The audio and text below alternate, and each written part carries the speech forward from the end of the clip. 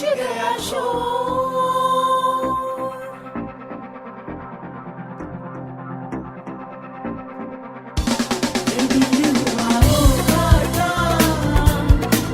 बिस्मिल्लाहिर्रहमानिर्रहीम। अस्सलाम वालेकुम मेरे लाहौरियों पतंगबाज भाइयों। वैसे तो मेरा नाम अब्बास है, मगर मुझे पतंगबाजी की दुनिया में उस्ताद हनी के नाम से जाना जाता है। मेरी ये वीडियो सिर्फ़ और सिर्फ लाहौर के पतंगबाजों के लिए है जो अरसा दराज से लाहौर में पतंगबाजी के लिए बेताब हैं। भाइयों, जैसा कि आपको मालूम है कि लाहौर में आखिरी बार बसंत सन 2009 में मनाई गई और उसके बाद आज तक बसंत पर हुकूमत ने बैन लगा रखा है। मैं सबसे पहले आपको ये खुशखबरी देना चाहता हूँ कि अल्लाह ताला के फजल व करम के साथ 2021 में इस मौजूदा वबा यानी कोरोना वायरस से जंग जीत कर ना सिर्फ बसंत मनाएंगे बल्कि सारे साल के लिए अपने अपने घरों की छतों पर महफूज पतंगबाजी भी करनी शुरू कर देंगे। भाइयों, पतंगबाजी एक या दो दिनों का खेल नहीं है। ये खेल दूसरे खेलों की तरह पूरे साल का खेल है। इस जैसा सेहतमंद खेल और कोई हो ही नहीं सकता। इस खेल की अफादियत का अंदाज़ा आप इस बात से लगा सकते हैं कि कहा जाता है कि अगर कोई इंतहाई बीमार आदमी जिसको डॉक्टरों ने जवाब दे दिया हो और उसे अगर सिर्फ छत पर ले जाकर पतंगबाजी दिखाई जाए तो वो थोड़ी देर के बाद अल्लाह के फजल व करम से बीमारी के बिस्तर से उठकर खाना मांगेगा, क्योंकि इस खेल में इतनी हेक्टिक फिजिकल एक्सर्शन और एक्सरसाइज होती है।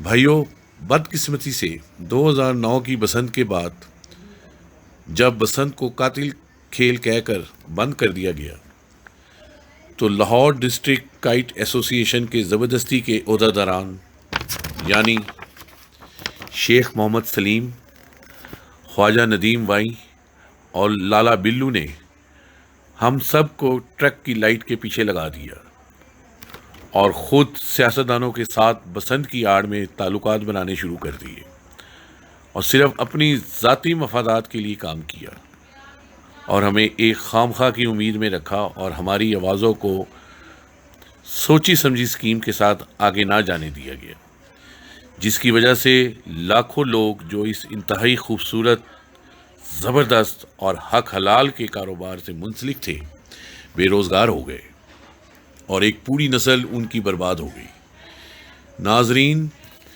यहाँ पे ये ज़रूर कहना चाहूँगा कि इसमें हमारा भी बहुत बड़ा कसूर है कि हम लोगों ने इनकी काबिलियत, तालीम और ईमानदारी को जांचे बिना इनको अपना लीडर बनाकर इनसे उम्मीद लगा ली।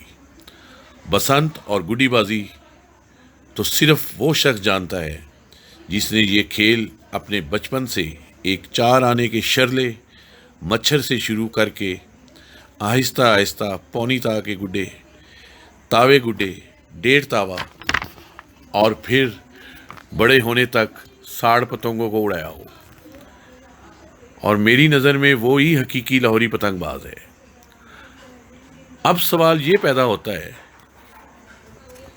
कि जो हो गया सो हो गया, हमने इस खेल को पूरे साल के लिए कैसे वापस अपने शहर लाहौर में लेकर आना है ताकि लोगों का रोज़गार भी शुरू हो और साथ साथ आसमानों में रंगीन पतंगे भी उड़ने लगें। हमें इस काइट फ्लाइंग एसोसिएशन में पढ़े लिखे और ईमानदार लोगों को लाना पड़ेगा जो सही मायनों में इस सकाफत को ज़िंदा रख सकेगी।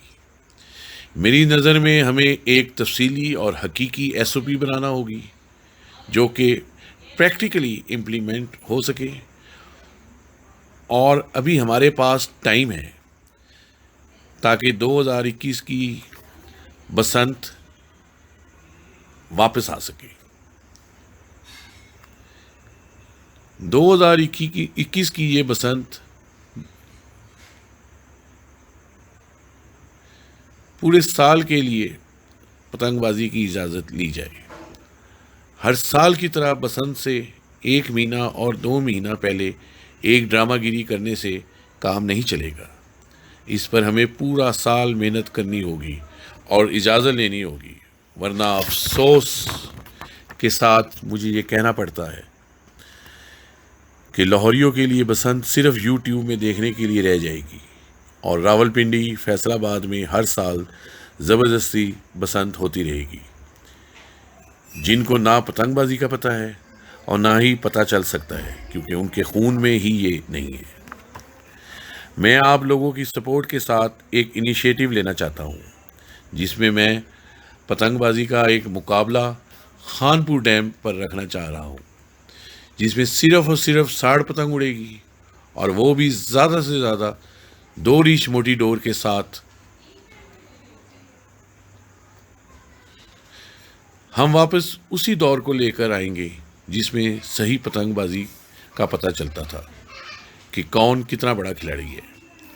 अगर आप लोग मेरा साथ देंगे तो मैं 2 या 3 महीनों के अंदर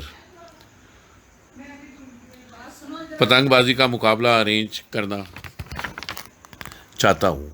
इसके बाद हम सब मिलकर एक लाए अमल तय करेंगे कि लाहौर में कैसे मोटी डोरों से जान छुड़ाई जाए, ताकि आइंदा से ये खेल कातिल खेल ना खिलाया जाए और इस इंडस्ट्री से ताल्लुक़ रखने वाले लोग फिर से अपना कारोबार एक SOP के मुताबिक शुरू कर सकें और हमारे खोई हुई खुशियाँ वापस आ जाएं।